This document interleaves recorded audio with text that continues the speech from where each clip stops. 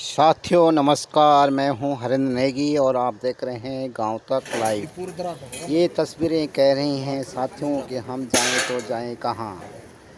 केदार घाटी के तुंगनाथ वैली में आकाश कामनी गंगा की द्वारा लगातार कटाव करने से क्षेत्र में हो रहे भूधसाव के कारण लोगों की दुकानें और मकानें, यहाँ तक कि पैदल पुल और गाड़ियों के पुल आवाजाही के लिए चलने वाले सब भूधसाव के कारण परेशान हैं। यहाँ तक कि लोगों ने अपनी दुकानें और घर भी खाली कर दिए हैं। ये तस्वीरें आपको कह रही हैं कि हम कहाँ जाएं, कहाँ हमारा ठहराव होगा। लोग टकटकी लगाकर इन तस्वीरों को देख रहे हैं और सोच रहे हैं मन में कि आखिर ये ऐसा क्यों हो रहा है। साथियों, लोगों ने अपने घरों और दुकानों से सामान को समेटना शुरू किया। सुरक्षित स्थानों की ओर जाने के लिए मजबूर हैं। रोजगार का संकट पैदा हुआ। आकाश कामनी नदी के कटाव और उफान से सैकड़ों हेक्टेयर भूमि कटाव में बह गई। ऊखीमठ के तुंगनाथ घाटी के कई गांवों में जबरदस्त भूस्खलन, भू कटाव के कारण तालातों के कई दर्जन परिवार खतरे की जद में।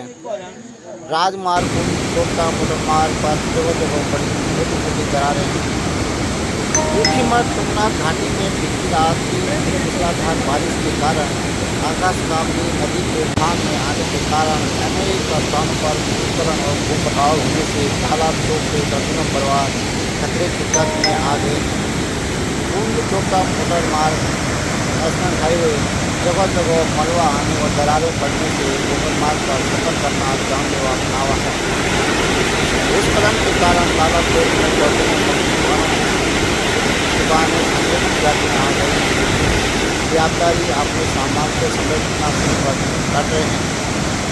भूस्खलन के कारण पिंगला पानी, ऊखीमठ पेयजल योजना अनेक स्थानों पर क्षतिग्रस्त हो गई है, जबकि काश्तकारों की कई हेक्टेयर सिंचित और असिंचित भूमि फसलों को भारी नुकसान हुआ है। जगह जगह पैदल मार्ग क्षतिग्रस्त हो गए हैं। मस्तूरा तोक के निचले हिस्से में आकाश कामनी नदी के तेज बहाव के कारण भू कटाव जारी रहने से पैदल मार्ग क्षतिग्रस्त हो गया है।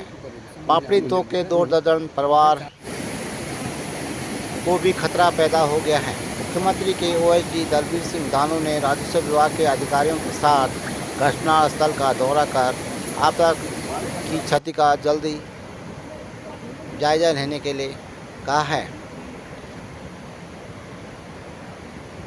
शनिवार रात्रि को तुंगनाथ घाटी में हुई मूसलाधार बारिश के कारण आकाश कामनी नदी का बेग उफान पे आने के कारण तालातों के निचले हिस्से में भूस्खलन होने से तालातों के 2 दर्जन से अधिक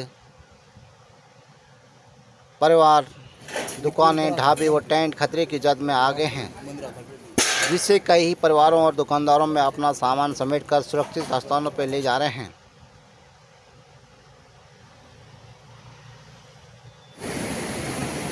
नेशनल हाईवे पर भी सफ़र करना काफ़ी कठिन है।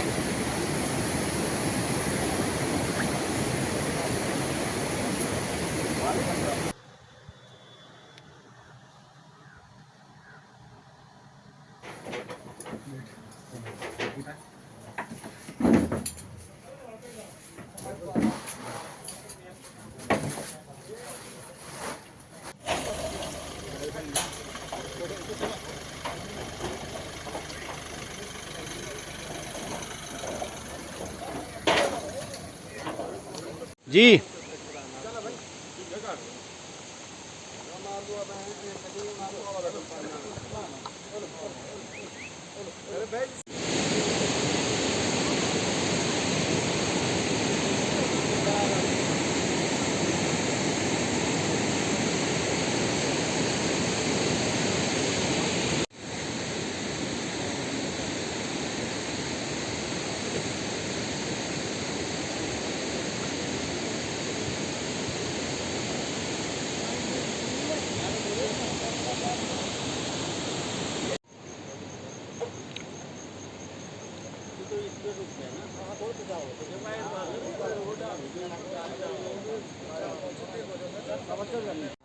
तब कोई नहीं, तो मैं ना ये तहसीलदार साहब है जो बात है, इसको हमेशा के लिए ख़त्म कर दो। क्यों नहीं इसको ये मेरे लिए प्रॉब्लम, किसी लिए प्रधान के लिए प्रॉब्लम, संतवार जितने भी छूटे हुए हैं मैं लिस्ट कर 100% लोग हैं। अब अभी तो लोग कम से कम जो है 70 ऐसे। हमारे केदार घाटी में सबसे जो आज की विकट स्थिति है वो तो यात्रा मार्ग केदारनाथ की आप सभी को अवगत है। उसके बाद जो कल परसों विगत रात्रि में उसाड़ा गांव, जो हमारा उसाड़ा है, देड़ा इंटर कॉलेज है, मक्कू है, और इधर का लगा हुआ क्षेत्र हुडू के नीचे, उसाड़ा गांव के नीचे, ताला के नीचे जो आकाश गामनी का कटाव हो रहा है। इधर किंजाणी क्षेत्र में जो हमारे केदारनाथ विधानसभा में किंजाणी पड़ता है, वहाँ पे भी आपदा का यही रुख है। तो आप लोगों ने खुद विजिट किए होंगे, लोग कहाँ रह रहे हैं, किस किन परिस्थितियों में?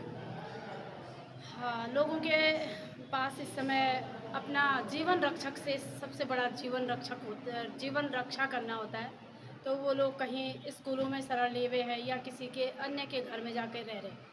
तो सरकार की ओर से उनके सरकार की ओर से उनको राहत जब तक जाती है तब तक लोगों का तो काफ़ी नुकसान हो चुका होगा और हो गया है। तो सरकार की तरफ से अभी तक तो कोई पॉजिटिव चीज़ है उनके पास नहीं गई है। पिछले बार भी आपदा में कुछ क्षतिग्रस्त हो गए, किसी का विस्थापन हो गया था। अभी हमारा उसाड़ा गांव जो विस्थापन में है उसमें 40 परिवार ऐसे हैं जो पिछली बार भी छूट गए थे, अभी तक वो विस्थापित नहीं हुए। और परसों उन्हीं को जान बचाने के लिए वो भागे, रात को भाग रहे थे। जब उनके पास विस्थापन होता तो आज उनकी स्थिति ये नहीं होती।